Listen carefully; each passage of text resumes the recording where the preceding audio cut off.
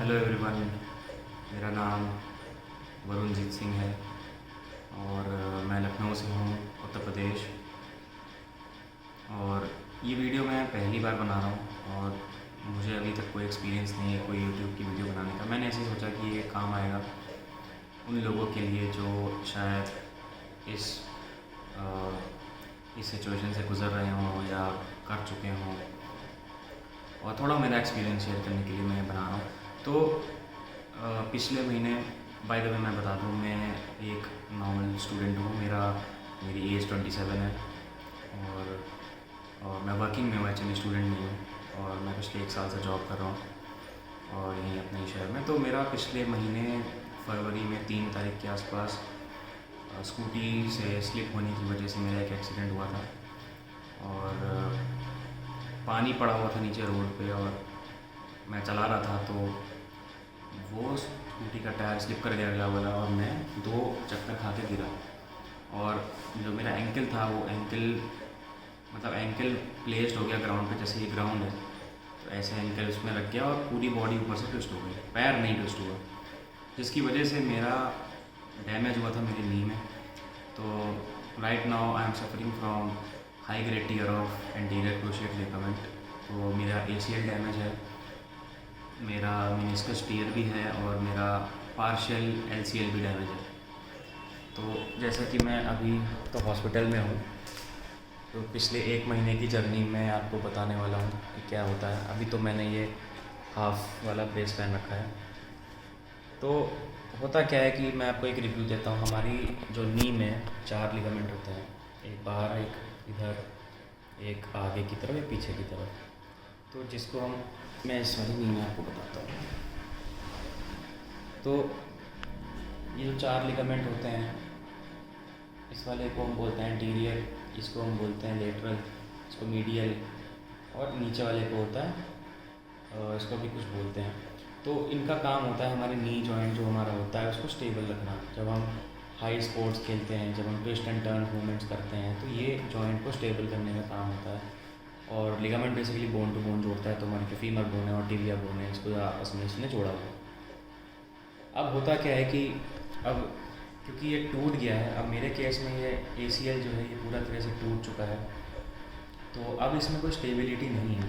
कहने का मतलब है कि अब मैं जब सीधा अपना लोड इस पैर पे दूंगा तो बोन टू बोन अगर ये जाएगा तो ये मेरा जो ये इसको होल्ड नहीं कर रहा सही से। तो अगर मैं स्ट्रेट लाइन में भाग रहा हूँ तो वो मैं भाग सकता हूँ कुछ टाइम के बाद, जब आपका मान लीजिए एक्सीडेंट हुआ और आपका ACL डैमेज हो गया या टूट गया, तो आप भाग सकते हो कुछ टाइम के बाद। जब आपकी इन्फ्लेमेशन ख़त्म हो जाएगी तो आप भाग पाओगे। बट जब ये ठीक भी हो जाएगा तो आप स्पोर्ट्स जो इंटेंसिटी वाले होते हैं, फुटबॉल, क्रिकेट वगैरह, वो नहीं खेल पाओगे। दूसरी चीज़, मेरे में मेनिस्कस भी डैमेज है। अब मैं आपको बताता हूँ, मेनिस्कस जो हमारे नी के 2 कुशन होते हैं, एक ऊपर और एक दोनों नी में आधे आधे हिस्से में होता है। जैसे ये मान लीजिए हमारा फ्रंट व्यू है नी का, तो एक ऐसे सी कप शेप में ऐसे एक होगा और एक ऐसे उल्टे कप शेप में होगा। सेम इस नी में भी होता है। तो ये हमारी फीमर है, ये हमारी टिबिया है। तो हम अगर ये हमारा घुटना भी मुड़ा हुआ है, जब इसको ऐसे करते हैं तो इसके बेसिस पे ये पूरा लोड यानी कि शॉक को एब्जॉर्ब करता है, इसका काम होता है। तो मेरा जो डैमेज है मेनिस्कस का, मैं आपको एग्जैक्ट टर्म तो मुझे टेक्निकलिटी याद नहीं है, बट जो मेरी MRI हुई है मैं उसके हिसाब से बता रहा हूँ। जो बाहर की तरफ होती है एक मेनिस्कस, जिसको हम लेटरल मेनिस्कस कहते हैं, तो वो थोड़ा सा उठा हुआ होता है, कप शेप में होता है ऐसे जाके। तो बाहर की तरफ में जो लेटरल हेड है मेनिस्कस का और पोस्टीरियर हॉर्न यानी कि ACL होता है, फीमर और ये टिबिया है, तो इसके बीच में यहाँ पे ACL निकला होगा। फॉर एग्जांपल, जैसे मैं एक लीड के थ्रू समझाता हूँ।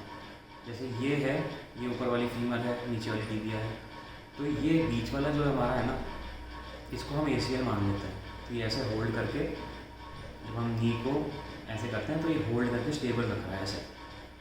तो अब मेरा जो ACL तो गया, ये तो चला गया।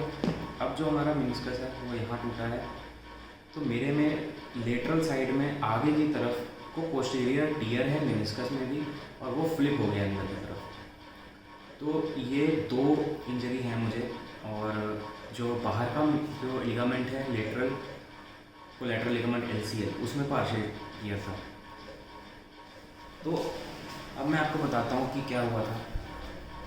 तो जब मेरा ये टियर हुआ तो मैं स्कूटी चला के घर आया और मतलब मैं खड़ा हो गया था अपने पैर पे, क्योंकि एकदम से शॉक लगता है तो आपको पता नहीं होता है।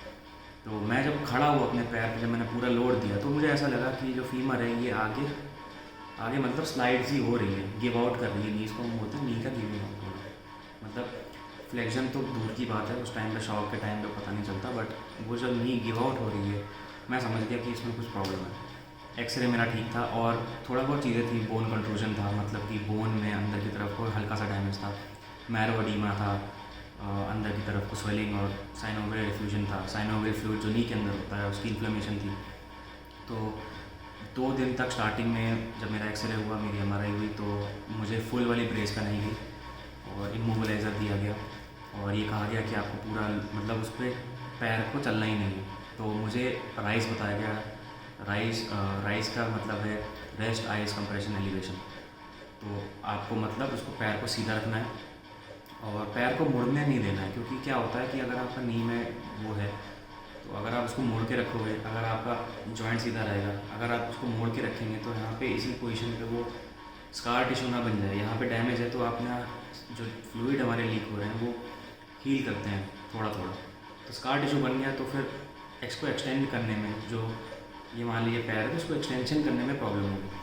तो उस वजह से सीधा रखने के में हेल्प करता है, तो वो पहनाया गया। फिर कुछ दवाइयाँ चलाई गई जब डॉक्टर को दिखाया और डॉक्टर यहीं के हैं, लखनऊ की हैं, जिनको मैं दिखा रहा हूँ। और दवाइयों में उन्होंने एंटी इन्फ्लेमेटरी दी, एक एंटासिड दी और मल्टीविटामिन दिए थे मुझे खाने को, और थोड़ा बहुत मुझे मिथाइल कोबालेमिन दिया गया, थोड़ा प्रेगबालियम दिया, जिससे कि मुझे नींद आ जाए, मुझे रात में पेन ना हो। पेन किलर भी थी उसी में। तो स्टार्टिंग के 1 हफ़्ते बड़े पेनफुल थे, रात में नींद ना आना, ऐसा होता है। अगले हफ्ते के बाद से थोड़ा थोड़ा डॉक्टर ने, जब मैं दूसरी विज़िट पे गया तो डॉक्टर ने कहा कि आपको जो है एग्ज़ामिन करना है और आपको अपना धीरे धीरे रेंज ऑफ मोशन बनानी है, क्योंकि जो डैमेज होता है, अगर आपका पार्शियल टियर है तो पार्शियल टियर आपका ACL वैसे भी ठीक हो सकता है। उसमें होता क्या है कि पार्शियल में आपको राइज करना है, रेस्ट आइज कंप्रेशन एलिवेशन, थोड़ा बहुत दवाइयाँ खाएंगे और फिजियोथेरेपी करेंगे। और जो लिगामेंट है, लिगामेंट की जो थाई मसल होती है, जो हमारी थाइस की मसल है और जो हमारी हैमस्ट्रिंग है पीछे की, क्वाड्रिसेप्स हैं, काफ़, ये हम अगर लेग को कंसिडर करें तो इनको अगर स्ट्रेंथन करेंगे तो जो जॉइंट है ना उस पर लोड कम आता है। तो उस पर जितना कम लोड आएगा उतना हमारे लिए बेहतर है। तो ये उनके लिए एडवाइजेबल है जो जनता हमारी ऑलरेडी 50+ होती है। तो 50+ लोगों के लिए कंसीडर यही होता है कि वो इसका ट्रीटमेंट ना करें, सर्जरी के लिए ना जाए। क्योंकि मैं 27 साल का हूँ और मैं एक फ़िटनेस ट्रेनर भी हूँ और साथ ही साथ मैं एक्टिव लाइफस्टाइल में जीता हूँ, मैं वर्कआउट वगैरह करता हूँ। तो मुझे प्रॉब्लम ना हो तो इसकी एक सर्जरी होती है, इसका नाम होता है anterior cruciate ligament reconstruction surgery. Plus मेरे में मेनिस्कस डैमेज है तो मेनिस्कस रिपेयर भी होगा। अब इस सर्जरी में क्या करते हैं कि क्या वो तो डॉक्टर का काम है, उनमें मतलब बेसिकली क्या करेंगे, आपकी बॉडी का एक टुकड़ा लेंगे, वो टुकड़ा आपके 3 तरह से वो लोग लेते हैं। एक तो जो हमारा ये नी होता है, इसके ऊपर जो कैप होता है, तो नी कैप को 2 टेंडन होल्ड करते हैं। तो थोड़ा थोड़ा जो हमारा ACL का साइज़ है वो 9 mm अगर है, 10 mm है, तो उसके हिसाब से वो टेंडन ले सकते हैं, थोड़ा टुकड़ा। और जो हमारा हैमस्ट्रिंग होता है, हैमस्ट्रिंग का जो सेमी टेंडनोसिस टेंडन होता है उसका ले लेते हैं वो टुकड़ा, और अलग अलग उनके ग्राफ्ट होते हैं।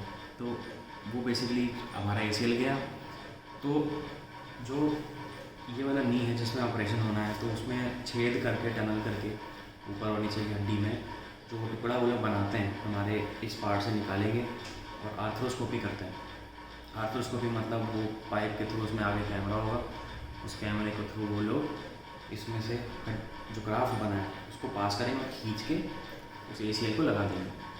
तो वो ACL का काम करता है, मतलब उतना स्ट्रॉन्ग अब है कि नहीं मुझे नहीं पता, बट बेसिकली हमने जो ACL डैमेज था वो उसकी जगह हमने अपनी बॉडी का दूसरा टेंडन वहाँ लगा दिया, तो वो ACL हो गया। मेनिस्कस में क्या है कि क्योंकि मेरा बाहर की तरफ को डैमेज है और उसका वो भी फ्लिप हो चुका है। तो मेरे डॉक्टर ने मुझे बोला था कि अगर इसमें रिपेयरेबल होगा तो हम इसको सिल देते हैं। अब इसमें कितने सूचर लगेंगे, 1 लगेगा, 2 लगेगा, तो वो हम देखेंगे सर्जरी के टाइम पे।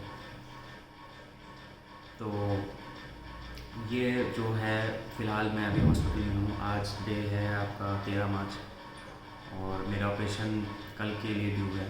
तो मैं अभी हॉस्पिटल के बेड में बैठा हुआ हूँ। तो मेरे सारे मेडिकल चेकअप वगैरह हो चुके हैं, एक्सरे, ईसीजी, आपका जितने भी ब्लड टेस्ट वगैरह होते हैं। कल सुबह मॉर्निंग में 9:30 बजे ऑपरेशन होगा।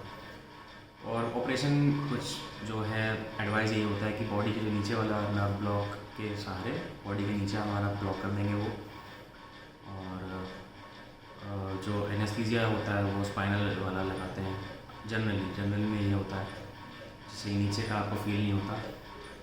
और उसके बाद वो सर्जरी 1 घंटे की चलेगी, 1 डेढ़ घंटे की, फिर वो आपको डिस्चार्ज कर देंगे। तो फ़िलहाल मेरी जो अभी तक की प्रोग्रेस ये है, वो मैं यही बताऊँगा कि इसमें चिंता करने की बात नहीं है। इसमें सबसे ज़्यादा टाइम लिगामेंट ले जाएगा आपका हील होने में। अगर आप सर्जरी करा रहे हैं तो मेंटली आपको प्रिपेयर ज़्यादा होना है rather than फिजिकली। इसमें घबराने की कोई बात नहीं है। बहुत कॉमन इंजरी है ये, मतलब स्पोर्ट्स पर्सन जो होते हैं, जो लोग फुटबॉलर्स हैं, जो क्रिकेट खेलते हैं, उनको अक्सर होती है। तो बस आपको एक ये ध्यान में देना है कि आपकी डाइट स्पॉट ऑन होनी चाहिए अगर आपको ये इंजरी है तो, क्योंकि आपकी डाइट मेन रोल प्लेस करेगी। क्योंकि इंजरी के स्टार्टिंग वाले दिन अगर आपको पेन हो रहा है, जैसे मैं अभी आपको दिखाऊँ, मेरा ये नी है और ये नी को मैं इतना फ्लेक्शन मेरा हो रहा है, मतलब आप मान के चल सकते हो कि क्लोज टू 60 या 70 डिग्री मेरा फ्लेक्शन है। अभी तो मैंने ये पहन रखा है क्योंकि इससे थोड़ा सपोर्ट मिलता है, वॉशरूम वगैरह जाना होता है तो उसके लिए मैं पहन लेता हूँ। तो धीरे धीरे ये मैंने, जब मेरी इंजरी हुई थी तो 2 हफ्ते के बाद से मैं इसकी एक्सरसाइजेस करते आ रहा था लेटे लेटे। तो एक्सरसाइजेस मैं मेंशन कर दूंगा, अगर किसी को है तो आप कमेंट में डाल देना, मैं मेंशन कर दूंगा कि आपको कौन सी एक्सरसाइज करनी है अगर आपकी इंजरी है और सर्जरी से पहले वाली, ताकि आपकी रेंज ऑफ मोशन मेंटेन हो। ये क्यों होता है? क्योंकि डॉक्टर आपको बोलेगा कि आपको रेंज ऑफ मोशन मेंटेन करनी है, क्योंकि आपका ऑपरेशन सीधे पैर में नहीं करेंगे, वो आपका ऑपरेशन इस पोजीशन में करते हैं। क्योंकि जब इस पोजीशन में आपका होगा तो नी के अंदर जब वो माइक्रोस्कोप डालते हैं, आर्थ्रोस्कोप, तो ज़्यादातर वो इसी पोजीशन में सबसे ज़्यादा विजिबल होता है नी में। तो इस पोजीशन में इसीलिए ज़रूरी है कि वो ऑपरेशन करें, वरना वो हो नहीं सकता। तो आपको ऑपरेशन से पहले ज़रूरी होता है कि रेंज ऑफ मोशन आपकी पूरी हो।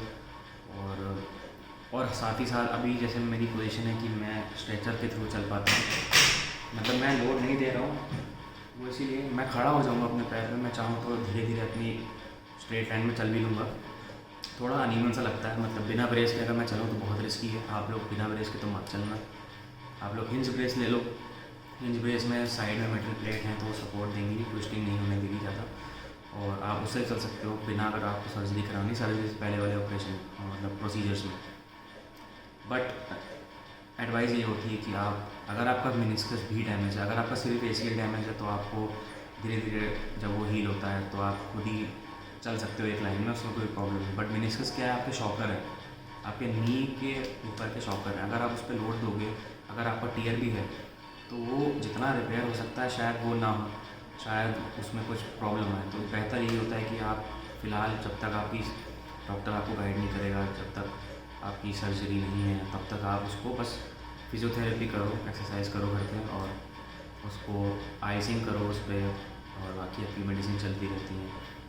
और कुछ और सप्लीमेंट्स मैं आपको बताता हूँ। मैं और कुछ सप्लीमेंट्स लेता था, जैसे मैं फ़िश ऑयल पिछले 2 साल से खा रहा हूँ, क्योंकि मैं एक स्पोर्ट्स पर्सन था। स्पोर्ट्स में मैं वेट लिफ्टिंग वगैरह करता था, पावर लिफ्टिंग करता था, और थोड़ी बहुत रनिंग करता था। और तो उसके बाद मैं फ़िश ऑयल लेता था, मैं मल्टीविटामिन लेता था। फिर मैंने, जब ये मेरी इंजरी हुई, तो मैंने ग्लूकोसामीन मंगाया, क्योंकि वो सुना था कि कार्टिलेज के लिए बढ़िया होता है, तो वो मैंने ले लिया। और साथ ही साथ मैंने कार्टिलेज सपोर्ट होता है, फिर मैंने थोड़ा बायोटिन भी मंगा लिया। तो ये सब कुछ पाउडर, और मैं वे प्रोटीन पहले लेता था, वो मैंने, डॉक्टर ने मुझे बोला हाँ कि आप वे बंद कर दीजिए, मतलब आप प्रोटीन इंटेक अपना कम कर दो, क्योंकि प्रोटीन से यूरिक एसिड में शायद आपकी नी वो प्रॉब्लम हो। तो आप घर का खाना खाओ, आप नॉर्मल रोटी खाओ। और ऑपरेशन ये था, ये सारी डिटेल्स मैं अभी ऑपरेशन के पहले तक की हैं आज रात के लिए। उसके बाद कल के बाद की डिटेल, मेरी जो जर्नी कैसी रहेगी वो मैं आपको नेक्स्ट वीक बताऊँगा। आज डेट है 13 मार्च। नेक्स्ट अपडेट मैं आपको नेक्स्ट वीक देता हूँ, यानी कि नेक्स्ट संडे में दूँगा कि मेरी अभी क्या पोजीशन है, कितना क्या है।